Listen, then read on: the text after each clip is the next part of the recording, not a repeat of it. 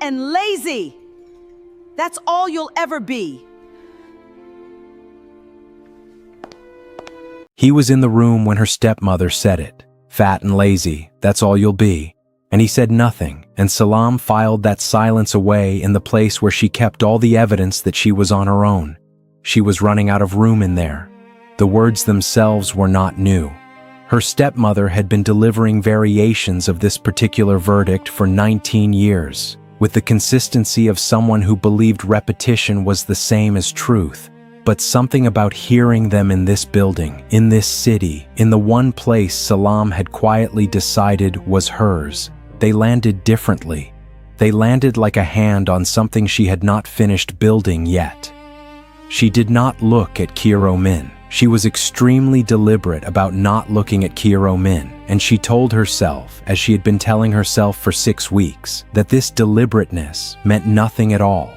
The event was a formal one. Marble floors, low lighting, the particular architecture of rooms designed to make money feel like culture. Salam had worn her deep green dress because it was armor, and she knew it, because it fit her the way she had decided years ago she was going to be fitted, fully, without apology, as though her body was not a problem requiring management, but simply the shape of a woman who had somewhere to be. She had walked into this foyer 40 minutes ago and spoken to 3 different people about 3 different contracts and had been useful enough, specifically enough, that no one had had the occasion to be anything else to her. This was the strategy. The strategy had been working until approximately 4 minutes ago when her stepmother walked through the door. Miriam always arrived early. Salam had noticed her the moment she appeared. The deep burgundy dress, the gold at her ears, the handbag strap held in both hands with a grip 1 degree too firm for someone simply attending a function. Her stepmother moved through rooms the way a person moves through rooms when they are checking that everything they arranged is still in place. Salam had watched this from 30 feet away and thought, she was invited by someone. She did not come here for the food. Then the words came across the marble, and Selim received them the way she always received them, standing exactly as she was standing, chin at its usual elevation, and had turned to find something useful to do with her hands. That was when she noticed, in her peripheral vision, that Kiro Min had been at the side table for the last 6 minutes, and that his right hand had just moved to the pen beside him, and straightened it. The pen had been perfectly aligned. She knew this because she had been, without any professional justification, aware of exactly where he was standing since she walked in. She told herself that meant nothing at all. She was becoming quite practiced at telling herself this. The evidence against the verdict was accumulating faster than the verdict could absorb it, which was a problem she intended to address later, in private, with full legal rigor applied to her own interior. For now, she turned toward the nearest cluster of colleagues, said something precise and helpful about the Harmon Clause amendments, and did not look at Kiro Min. His men arranged themselves around him with the specific calibrated attention of people who understand that the weather in a room is set by one person, and that person is not them. Kiro himself had not spoken since she walked in. He was reading something, or appearing to read something. Later, she would understand the distinction. At this moment, all she knew was that the man who ran the most disciplined criminal organization in Seoul had been 20 feet away when her stepmother delivered the verdict she had been delivering for 19 years, and he had said nothing, and the pen had been perfectly aligned before he touched it, and she had filed that too.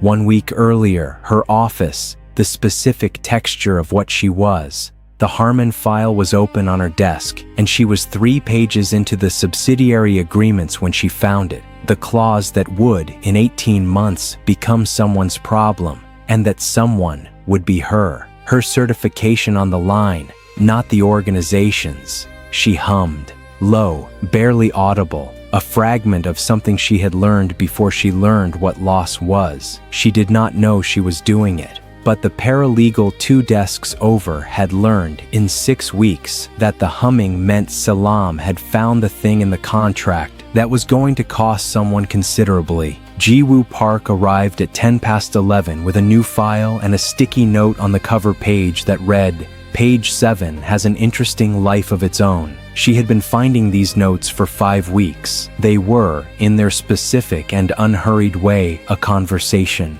She appreciated the economy of them. She almost missed the moment. She had gone back to the Harmon clause, was calculating the liability exposure, and happened to glance through the glass partition toward the corridor that led to Kiro's office. He was there, alone, standing at the side table with his back partially turned, pouring tea. Not for a meeting, not as a performance. From a small clay pot that was the only object in his office that did not look like it had come from a supplier. His hands moved with the specific economy of a man doing something he did not know how to do carelessly. She watched for longer than she meant to. She constructed 3 reasons she was observing the room. She returned to page 7. She told herself, with some force, that this deliberateness meant nothing at all. The problem was that she was now telling herself this approximately 4 times per day, and the telling was getting more technical rather than less, which was, she knew, what happened when her internal cross-examination was losing. She hummed, lower, circled the clause, did not look through the glass again. That afternoon, when she returned from a meeting, the Harmon clause had been amended, exactly as she had marked it. No note, no explanation. A revised document placed on her desk by no visible hand. She looked at it for a moment. She filed it in the same place she kept the pen. Somewhere in the building, a man with a relaxed posture and an expensive watch on his left wrist moved through a reception room, spoke to 2 people, and left without having approached Kiro Min once. The watch caught the light as he went. Nobody logged his departure. The contract review meeting was a Tuesday. 4 people at the table, Ji-woo at the far end, Kiro at the head, not running the meeting, simply present, which was its own form of running it. Salam had read the full file twice. She delivered the flag with the precision of someone who had identified exactly which word in exactly which paragraph was wrong and why, and what the cost would be if it was not corrected, and who was going to carry that cost. The cost was hers. She said so, not loudly, with the specific directness of a woman who says the thing that costs her because not saying it costs more. She did not look at Kiro when she said it. She was not performing courage for his benefit. She was simply being what she was. He said nothing. Ji-woo's pen moved in a small, specific arc. After the meeting, in the corridor, Mrs. Yoon Cha-hee passed her. Silver hair, severe, dark clothing immaculate, the compact authority of a woman who had been in this building longer than most of the people in it. Mrs. Yoon looked at Selim for 1 second longer than necessary, said nothing, moved on. The revised clause was on Selim's desk when she got back. She looked at it for several seconds. She told herself it was standard practice. She told herself this with the same force she was telling herself everything these days.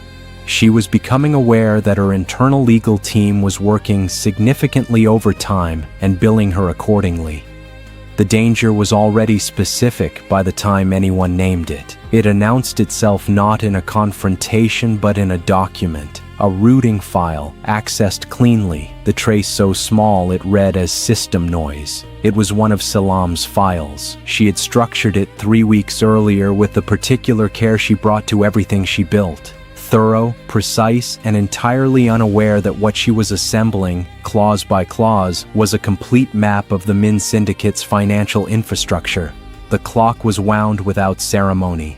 The story was already in motion before anyone understood it was a story. She had made the decision on a Tuesday night in her apartment with the files open in front of her and the tea going cold beside them. 5 reasons. She had cataloged 5 separate reasons she had simply been observing the room on both occasions. The reasons were technically sound. They held up under examination. They failed entirely to explain why she had now constructed them twice. He was a man who ran a criminal organization. He was a man whose silence she had personally witnessed in the face of her humiliation. He was a man she was contracted to work for on a defined timeline, with a defined endpoint, after which she would leave and build the independent practice that was the architecture of the life she was constructing, the one where she was never again dependent on anyone's regard for her continued security. He was a man who poured his own tea in the specific private way of someone doing the one thing in their life that nobody else gets to do for them. She noted the 5 reasons. She noted that they were good reasons. She noted that they had been losing ground to the tea for approximately 3 weeks. Her verdict: no. Final. Not open for appeal.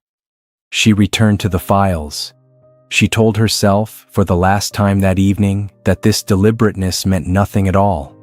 It did not convince her. If you've made it this far and you are already arguing with yourself about what Cairo Min knows and what Selam is going to do about it, I need you to subscribe right now, because where this is going is somewhere I am not going to be responsible for. Hit that notification bell, share this with someone who needs it, and I need you to stay for what happens in that kitchen, because I have never seen a man receive something that private without asking what it meant, and I have never seen a woman not tell him because she didn't need to. I will see you inside the story. The contract extension arrived on a Wednesday. 6 more months. Ji-woo left a sticky note with the observation space blank. 3 floors up, Mrs. Yoon found Selim's calendar accessed twice from an external node and reported it through the household channel.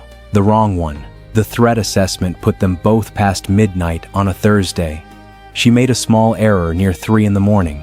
A single transposed figure. The kind of error a person makes when they have been awake too long and the edges of their precision have started to blur.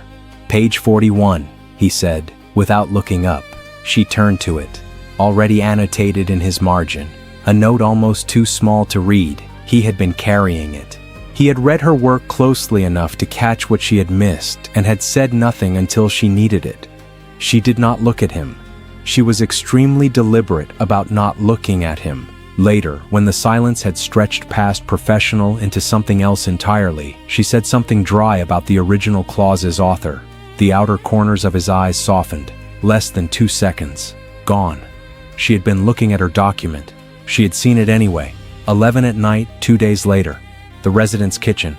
A problem too large for her own mind, and a clay pot adapted into service as a jabina. The enforcer walked in when the bowl was in its second steep. He stopped, looked at the pot, looked at her, did not move for 43 seconds. Kiro arrived 2 minutes later. He stood in the doorway for 30 seconds. She did not explain herself. She did not look up. "How long does it take?" he said. 40 minutes each round. 3 rounds. A pause. "I can summarize if you need." Something moved at the corner of his mouth and was gone. His enforcer was looking at the ceiling. "I don't need a summary." "There's a cup at the end," she said, "if you're still awake." He came in. His enforcer left with the resignation of a man whose 12 years of service had not prepared him for this particular situation. Kiro sat. He did not speak. She moved through the rounds the way she had been moving through them since she was a child, unhurried, specific, each gesture its own argument against the idea that things worth having should be rushed. The kitchen was quiet. The pot worked. He watched without watching. He drank the baraka without asking what it meant. She did not tell him. She did not need to. Ji-woo asked her something about herself at a working dinner, something small, genuinely curious, and she answered honestly. A door opened in her, briefly, without her permission. She was undefended for exactly 1 sentence. Across the room, Kiro's pen stopped. A small, unnecessary adjustment to his document. Then stillness. Mrs. Yoon's eyes moved once from Selam to the point where the pen had stopped, and back. Her expression did not change. It did not need to. The following morning, Cairo asked about the shuruba in a corridor, the Amharic word she had used weeks earlier, as though of course he had held it, as though of course he had been carrying it all this time, waiting for the right corridor, the right silence. She looked at him for 1 moment. Then she told him the real answer, her grandmother. The early mornings, the patient geometry of someone who made complicated things look like care. She told him the whole of it, briefly, with the specific economy of a woman who does not give this away to people who have not earned it. She walked away. Her hands were simply still, not anchored, not performing calm. Still the way things are still when they have arrived somewhere and know it. Ji-woo came to Kiro's office and did not answer the question about Salam's placement. Just sat with the weight of it and let it sit. Kiro looked at him for 5 seconds. He did not ask again.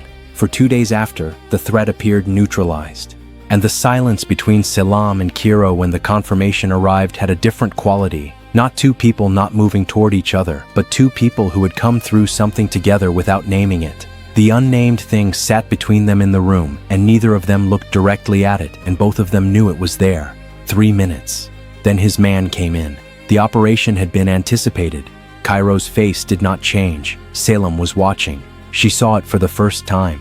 The controlled anger. Not raised temperature, but lowered. The added stillness. The open distance. The specific discipline of a man who has learned that fury, properly managed, is more dangerous than fury performed.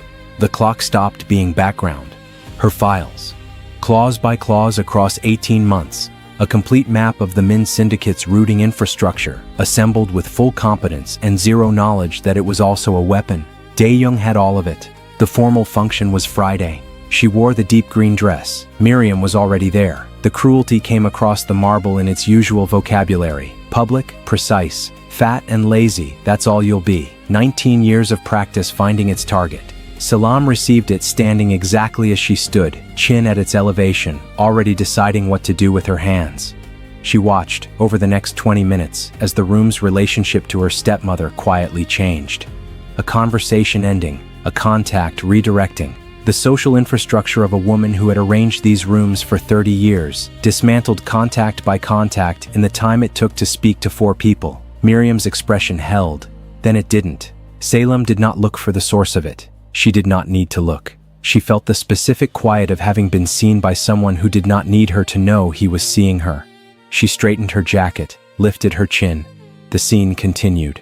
From across the room, Dae-jung watched Kiro work. The joviality was gone from his face. He looked at Salam, new calculation behind his eyes. She found the file that night, the date, 8 months before her contract began, before her first interview, before any professional reason to connect her to this building or this man. He had known who her stepmother was before she walked through his door. The message arrived at midnight, clinical. Her mother had not died. The price of the address was Salam walking out with the routing files. The network that brokered the arrangement 12 years ago was one she could now name. She sat with this for a long time. She understood what her stepmother's cruelty had actually been. Not simple malice, a woman trying to make her daughter small enough that a dangerous man would have no reason to notice her. Every verdict, every fat and lazy, a mother's specific and devastating logic. It did not excuse it. It transformed it into something almost unbearably complicated. She went to find Kiro. She asked what he knew. He told her. The file, the 8 months, the silence that night at the function, which was not absence. She heard that. She let it sit. She asked why he hadn't told her. A pause. Longer than she expected.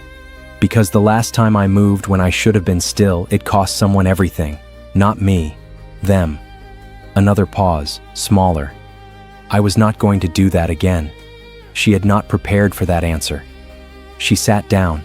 She looked at him and understood that they had built the same structure with different materials. Her competence, his silence, both so expert at not needing that they had lost the location of the need.